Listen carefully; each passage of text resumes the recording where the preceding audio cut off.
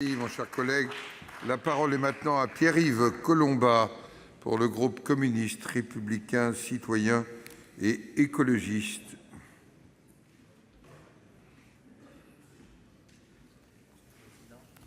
Vous avez la parole. Bien, Monsieur le Président, Monsieur le Ministre, chers collègues, comme chaque année, la mission Relations avec les collectivités territoriales tient du jeu de bonneteau, de l'exercice de camouflage auquel le fractionnement des crédits, les complications ésotériques, les changements de périmètre auxquels ils sont rattachés tiennent lieu de couverture.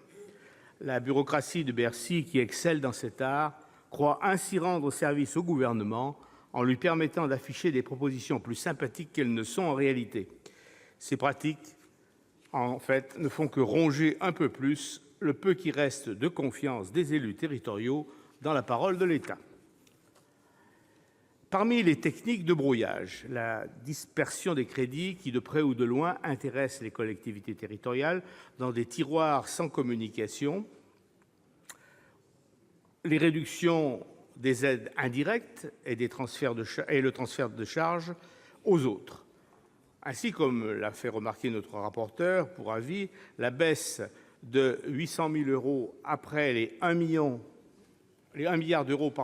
de 2018 des aides aux contrats aidés, la ponction de 800 000 € dans la caisse des offices HLM pour amortir la baisse des APL auront un impact forcément sur les finances communales.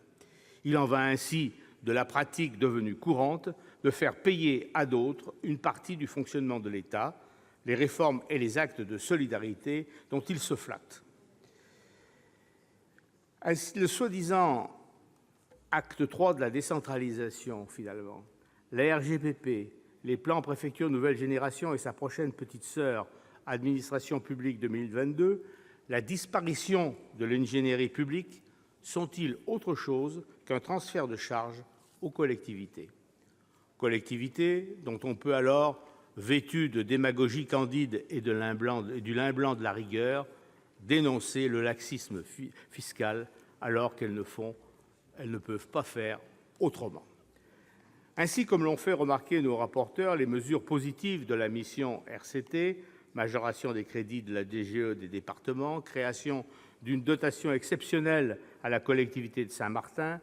la majoration des crédits de la dotation calamité publique, la majoration de la dotation générale de décentralisation pour améliorer le service des bibliothèques sont-elles financées par une minoration des variables d'ajustement de la DGF, encore une fois mises à contribution. Plus fort encore, transformer les crédits finançant le service de tutelle des collectivités territoriales, ceux de la DGCL, en crédits de soutien à ces collectivités. Ainsi, les crédits relatifs au fonctionnement de la DGCL, 470 000 €, figurent-ils au titre de l'action 2 du programme 122 de la mission RCT. Ce n'est pas un pur chef-d'oeuvre, ça ? Même la DETR, devenue par absorption successive de toutes les sources possibles d'aide à l'investissement des communes jusqu'à la dotation parlementaire, vous l'avez pour partie, donc même la DETR, la seule dotation d'investissement sur laquelle les communes rurales peuvent compter, présentée depuis sa création en 2011 comme le grand oeuvre de ces dernières années de réforme, n'échappe pas à ce mouvement de captation par l'État des concours financiers qu'il est censé accorder aux collectivités. Ainsi en va-t-il. Il ne vous aura pas échappé, chers collègues, que si les opérations prioritaires éligibles à la DETR sont décidées par une commission d'élus, les préfets sont invités à retenir celles qui permettront de financer les politiques initiées par l'État lui-même,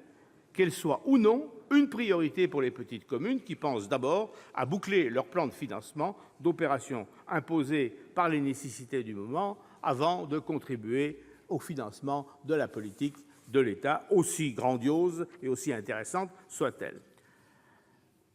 Remarquons que, par exemple, l'État fait financer par la DETR ses politiques de mutualisation des services publics et de revitalisation des centres-bourgs,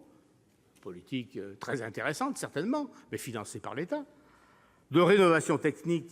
thermique et de transition énergétique, d'accessibilité aux établissements publics, d'implantation et de rénovation des gendarmeries en milieu rural,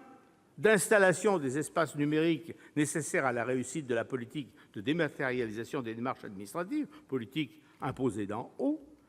de financement et de soutien de l'État au dédoublement des classes de CP et de CE1, alors que c'est typiquement une mission de l'État. En un mot, comme les départements en matière de politique sociale sont devenus des services extérieurs de l'État à leurs frais, les communes sont chargées de réaliser les investissements qui permettront de donner forme aux politiques de l'État, à leurs frais, bien sûr. Donc, s'agissant de la DETR, je partage l'analyse de Loïc Hervé. Il est grand temps de redonner un sens au R de DETR, devenu au fil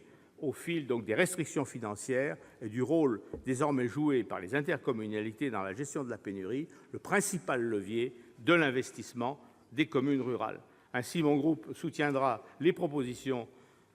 tendant à rapprocher le mode de gestion de la DSIL et celui de la DETR, de celle réservée à la DETR, et de réserver une fraction de celle-ci au financement des projets que leur taille fait juger insignifiants vus d'en haut.